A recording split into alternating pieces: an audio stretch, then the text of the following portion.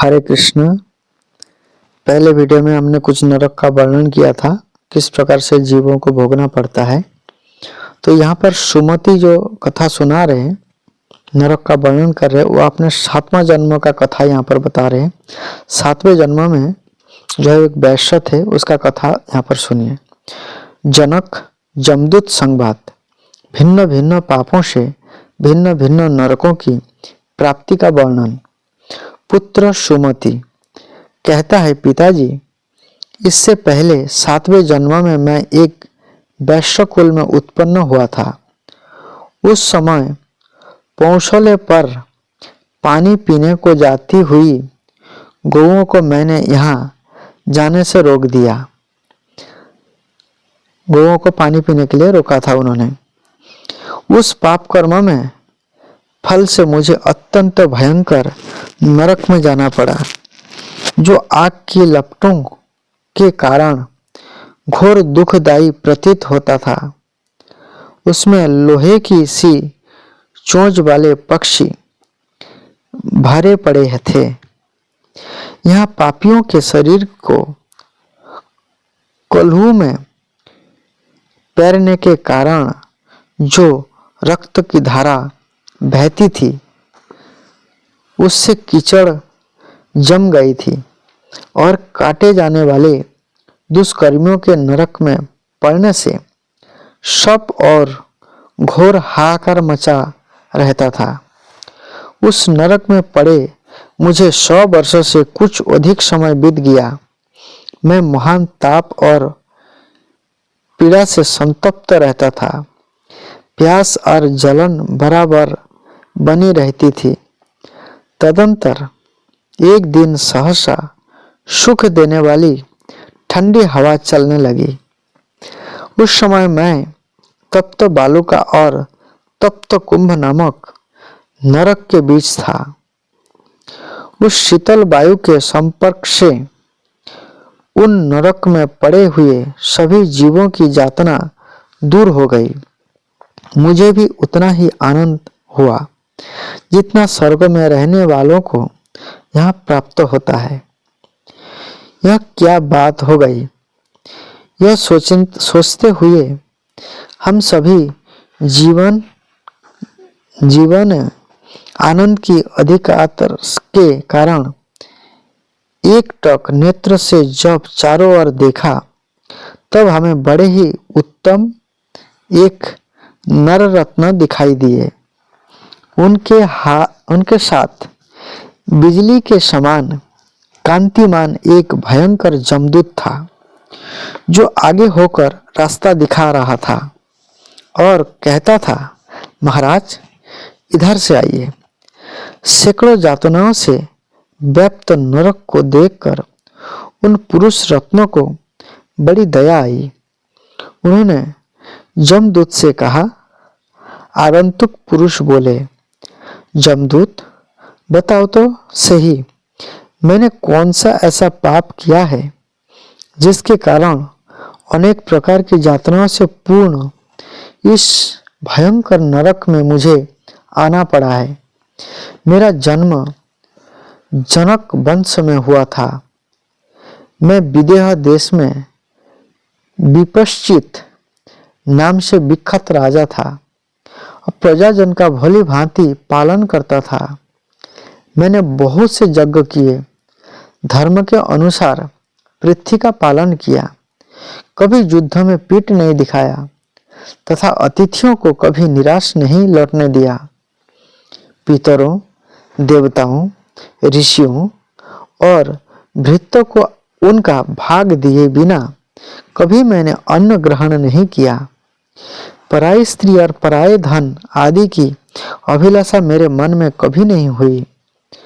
जैसे गौएं पानी पीने की इच्छा से स्वयं ही पौशल्य पर चली जाती है, उसी प्रकार पर्वत के समय पितर और पुण्यतिथि आने पर देवता स्वयं ही अपना भाग लेने को मनुष्य के पास आते हैं। जिस गृहस्थ के घर में ये लंबी सांस लेकर निराश लौट जाते हैं, उसके इष्ट और पुर्त दोनों प्रकार के धर्म नष्ट हो जाते हैं। पितरों के दुखपूर्ण अच्छे बात से 7 जन्मों का पुण्य नष्ट होता है और देवताओं का निश्वास 3 जन्मों का पुण्य क्षीण कर देता है। इसमें तनिक भी संदेह नहीं है। इसलिए मैं देव कर्म और पितृकर्म के लिए सदा ही सावधान रहता था। ऐसी दशा में मुझे इस अत्यंत दारुण नरक में कैसे आना पड़ा। उन महात्मा के इस प्रकार पूछने पर जमराज का दूत देखने में भयंकर होने पर भी हम लोगों को सुनते सुनते विनय युक्त वाणी में बोला। जमदूत ने कहा, महाराज आप जैसा कहते हैं वह सब ठीक है, उसमें तनिक भी संदेह के लिए स्थान नहीं है, किंतु आपके द्वारा एक छोटा सा पाप भी बन गया है। मैं उसे याद दिलाता हूँ। विदर्भ राजकुमारी पीवरी जो आपकी पत्नी थी, एक समय ऋतुमती हुई थी, किंतु उस अवसर पर कैकेयी राजकुमारी शंभो सुशोभना में आसक्त होने पर कैकेयी राजकुमारी शुभोभना में आसक्त होने के कारण आपने उसके ऋतुकाल को सफल नहीं बनाया। यह आपके समागम सुख से वंचित रह गई। ऋतुकाल का उल्लंघन करने के कारण ही आपको ऐसे भयंकर नरक तक आना पड़ा है। जो धर्मात्मा पुरुष काम में आसक्त होकर स्त्री के ऋतुकाल का उल्लंघन करता है, वह पितरों का ऋण होने से पाप को प्राप्त हो नरक में पड़ता है। राजन, इतनी ही आपका पाप है, इसके अतिरिक्त और कोई पाप नहीं है। इसलिए आइए आप पुण्य लोक का उपभोग करने के लिए चलिए। राजा बोले, देवदूत तुम यहाँ मुझे ले चलोगे? वहाँ चलूंगा, किंतु इस समय कुछ पूछ रहा हूँ, उसका तुम्हें ठीक ठीक उत्तर देना चाहिए। ये वज्र के समान चोंच वाले कौवे जो इन पुरुषों की आंखें निकाल लेते हैं और फिर उन्हें नए नेत्र प्राप्त हो जाते हैं, इन लोगों ने कौन सा निर्दित कर्म किया है, इस बात को बताओ। मैं देखता हूँ कौवे इनकी जीभ उखाड़ कर लेते हैं, किंतु फिर नई जीभ उत्पन्न हो जाती है। इनके सिवा ये दूसरे लोग क्यों आरे से चीरे जाते हैं और अत्यंत दुख भोगते हैं। कुछ लोग तपाई हुई बालुका में भुने जाते हैं और कुछ लोग खोलते हुए तेल में पड़कर पक रहे हैं। लोहे के समान चोंच वाले पक्षी जिन्हें नोच नोच कर खींच रहे हैं, ये कैसे लोग हैं? ये बेचारे शरीर की नस नाड़ियों के काटने से पीड़ित हो बड़े जोर जोर से चीखते और चिल्लाते हैं।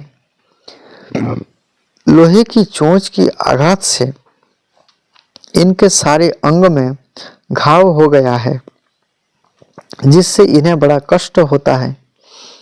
इन्होंने ऐसा कौन सा अनिष्ट किया है जिसके कारण ये रात दिन सताए जा रहे हैं।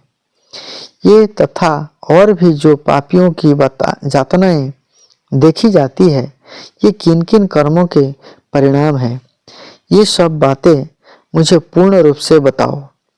जमदूत ने कहा, राजन, मनुष्य को पुण्य और पाप बारी बारी से भोगना पड़ता है। भोगने से ही पाप अथवा पुण्य का क्षय होता है। लाखों जन्मों के संचित पुण्य और पाप मनुष्य के लिए सुख दुख का अंकुर उत्पन्न करते हैं। जैसे बीज जल की इच्छा रखता है, उसी प्रकार पुण्य और पाप देश काल अन्य अन्य कर्मों और कर्ता की अपेक्षा करते हैं। जैसे राह चलते समय कांटे पर पैर पड़ जाने से उसके चुभने पर थोड़ा दुख होता है, उसी प्रकार किसी भी देश काल में किया हुआ थोड़ा पाप थोड़े दुख का कारण होता है। किंतु वही पाप जब बहुत अधिक मात्रा में हो जाता है तब पैर में सूल अथवा लोहे की कील गाड़ने के समान अधिक दुख प्रदान करता है। सिर दर्द आदि दुस्सह रोगों का कारण बनता है। जैसे अपथ्य भोजन और सर्दी गर्मी का सेवन श्रम और ताप आदि का जनक होता है, इसी प्रकार भिन्न भिन्न पाप भी फल की प्राप्ति कराने में एक दूसरे की अपेक्षा रखती है।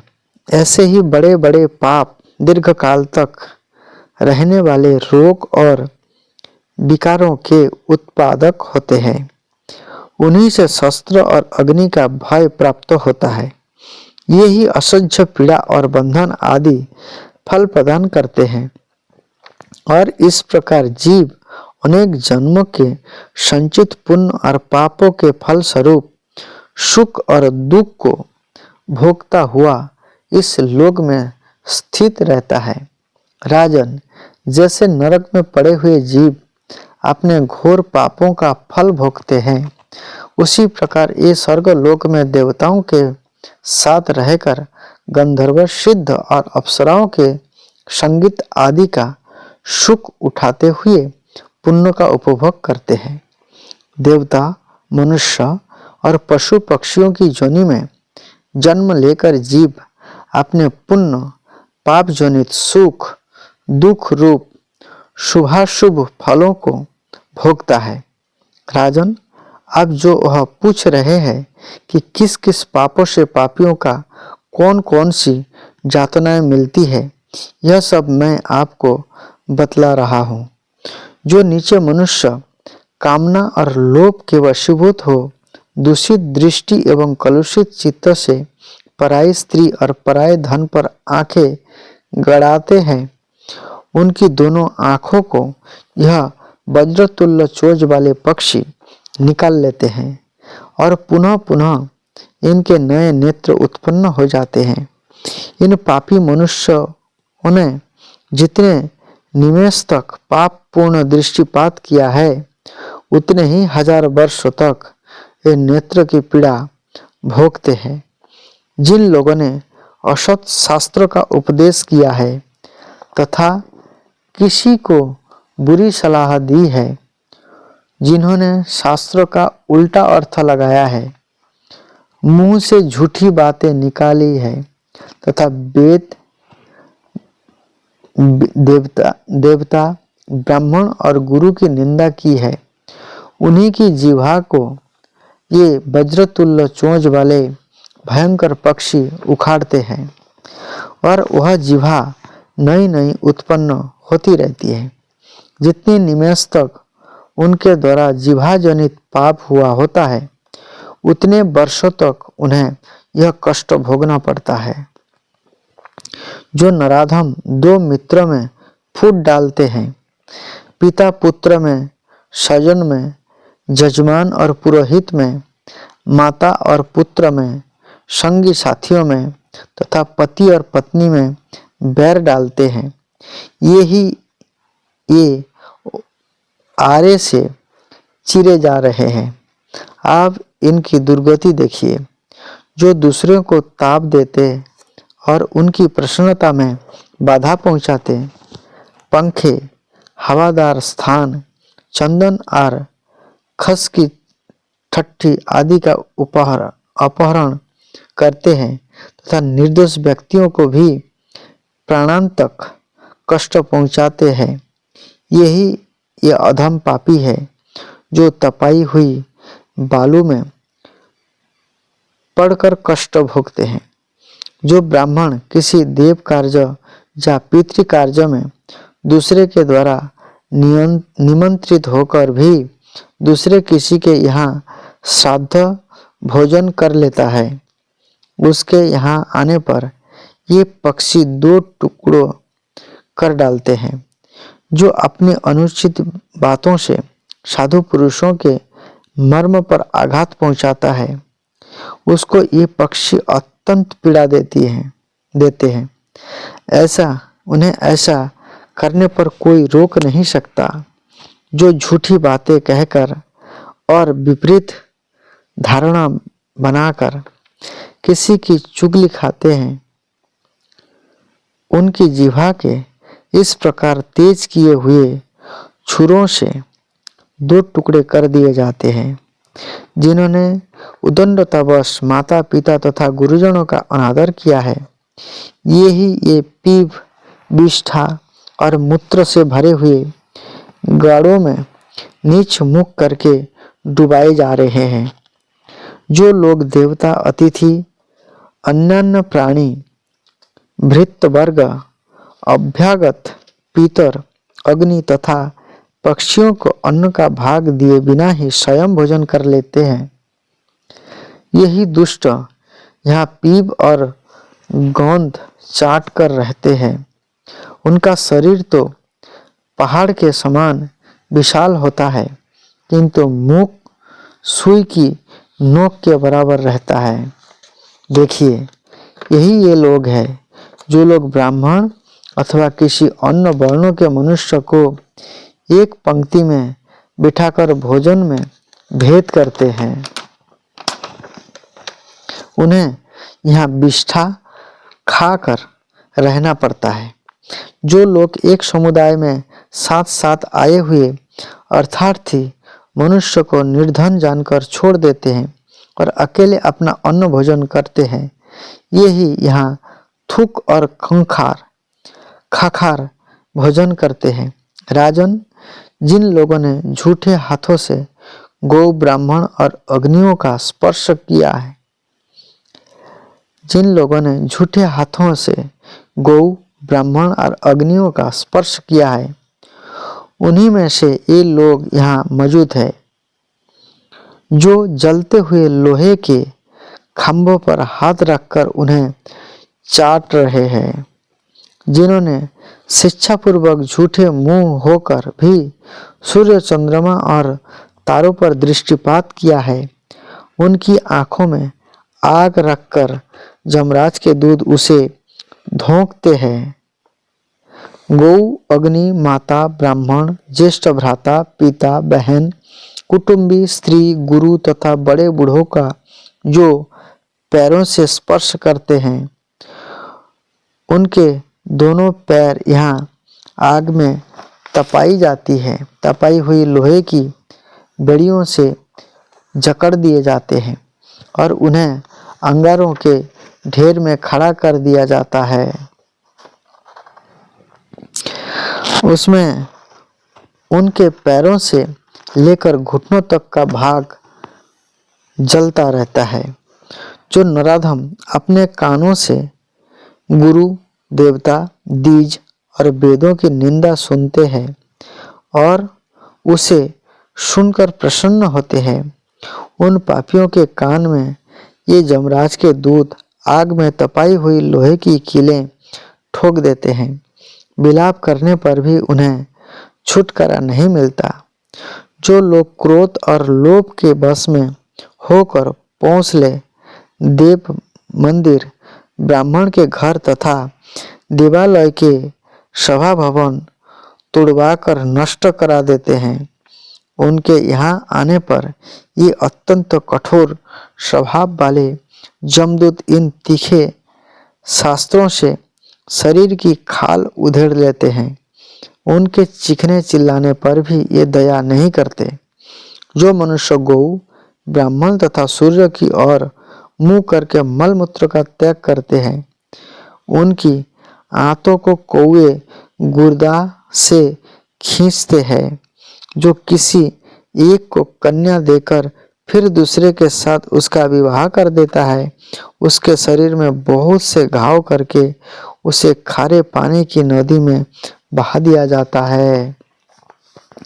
जो मनुष्य दुर्भिक्ष अथवा संकट काल में अपने पुत्र, भृत्य, पत्नी आदि तथा बंधु वर्गों को अकिंचन जानकर भी त्याग देता है और केवल अपना पेट पालने में लगा जाता है, वह भी जब इस लोक में आता है तो जमराज के दूत भूख लगने पर उसके मुख में उसके ही शरीर का मांस नोच कर डाल देते हैं और वही उसे खाना पड़ता है। जो अपने शरीर में आए हुए तथा अपनी ही दी हुई वृत्ति से जीविका चलाने वाले मनुष्य को लोभवश त्याग देता है, वह भी जमदूत द्वारा इसी प्रकार कलह में पेरे जाने के कारण यंत्रणा भोगता है। जो मनुष्य अपने जीवन भर के किए हुए पुण्य का धन के लोभ से बेच डालता है, ये इन्हीं पापियों को तरह चाक्कियों में पीसे जाते हैं। किसी की धरोहर हड़प लेने वाले लोगों के सब अंग रस्सियों से बांध दिए जाते हैं और उन्हें दिन रात कीड़े, बिच्छू तथा सर्प काटते खाते रहते हैं। जो पापी दिन में मैथुन करते हैं और पराई स्त्री को भोगते हैं, ये यहाँ भूखे दुर्बल रहते हैं। प्यास की पीड़ा से उनकी जीभ और तालू गिर जाते हैं और ये वेदना से व्याकुल हो जाते हैं। यह देखिए, सामने लोहे के बड़े बड़े कांटे से भरा हुआ सेमर का वृक्ष खड़ा है। इस पर चढ़ाए हुए पापियों के सब अंग विदीर्ण हो गए हैं और अधिक मात्रा में गिरते हुए खून से ये लथपथ हो रहे हैं। नरश्रेष्ठ, इधर दृष्टि डालिए। ये पराई स्त्री का सतीत्व नष्ट करने वाले लोग हैं। इन्हें यमराज के दूत घरिया में रखकर गला रहे हैं। जो उदंड मनुष्य गुरु को नीचे बिठाकर और स्वयं ऊंचे आसन पर बैठकर अध्ययन करता अथवा शिल्पकला की शिक्षा ग्रहण करता है और उसी प्रकार अपने मस्तक पर शिला का भारी भार ढोता हुआ क्लेश पाता है, यमराज के मार्ग में यह अत्यंत पीड़ित एवं भूख से दुर्बल रहता है और उसका मस्तक दिन रात बोझ ढोने की पीड़ा से व्यथित होता रहता है। जिन्होंने जल में मूत्र, थूक और विष्ठा का त्याग किया है, ये ही लोग इस समय थूक, विष्ठा और मूत्र से भरे हुए दुर्गंध युक्त नरक में पड़े हैं। जो लोग जो भूख से व्याकुल होने पर एक दूसरे का मांस खा रहे हैं, इन्होंने पूर्व काल में अतिथियों को भोजन दिए बिना ही भोजन किया है। जिन लोगों ने अग्निहोत्री होकर भी वेदों और वैदिक अग्नियों का परित्याग किया है, यही है पर्वतों की चोटी से बारंबार नीचे गिराए जाते हैं। जो लोग दूसरी बार बही जाने वाली स्त्री के पति होकर जीवन बिता चुके हैं, यही इस समय यहाँ कीड़े हुए हैं, जिन्हें चींटियां खा रही है। पतितों का दिया हुआ दान लेने, उनका यज्ञ कराने तथा प्रतिदिन उनकी सेवा में रहने से मनुष्य पत्थर के भीतर कीड़ा होकर सदा उड़ता है। उसे यहाँ जलते हुए अंगारे चबाने पड़ते हैं। राजन, इस पापी ने लोगों की पीठ का मांस खाया है। पीठ पीछे सबकी बुराई की है, इसलिए भयंकर भेड़िए प्रतिदिन इसका मांस खा रहे हैं। इस नीच ने उपकार करने वाले लोगों के साथ कृतज्ञता की है, अतः वह भूख से व्याकुल तथा अंधा, बहरा और गूंगा होकर भटक रहा है। इस खोटी बुद्धि वाले कृतज्ञ ने आपके मित्र की बुराई की है। अपने मित्र की बुराई की है, इसलिए यह तप्त कुंभ नरक में गिर रहा है। इसके बाद चाक्कियों में पीसा जाएगा, फिर तपाई हुई बालू में भुना जाएगा। इसके बाद कलू में पेरा जाएगा अर्थात पीसा जाएगा। तत्पश्चात अशीपत्र वन में इसे यातना दी जाएगी, फिर आरे से वह चीरा जाएगा। तदंतर काल सूत्र से काटा जाएगा अर्थात काल सर्प से। इसके बाद और भी बहुत सी यातनाएं इसे भोगनी पड़ेगी। इस पर भी मित्र के साथ विश्वासघात करने पाप से इसका उद्धार कैसे होगा? करने के पाप से इसका उद्धार कैसे होगा, यह मैं भी नहीं जानता। जो ब्राह्मण एक दूसरे से मिलकर सदा श्राद्धान्न भोजन करने में ही आसक्त रहते हैं, उन्हें दुष्ट सर्पों के सर्वांग से निकला हुआ फैन पीना पड़ता है।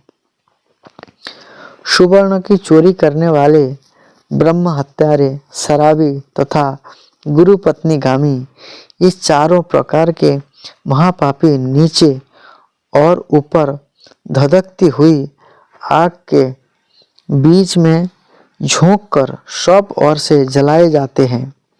इस अवस्था में इन्हें कई हजार वर्षों तक रहना पड़ता है।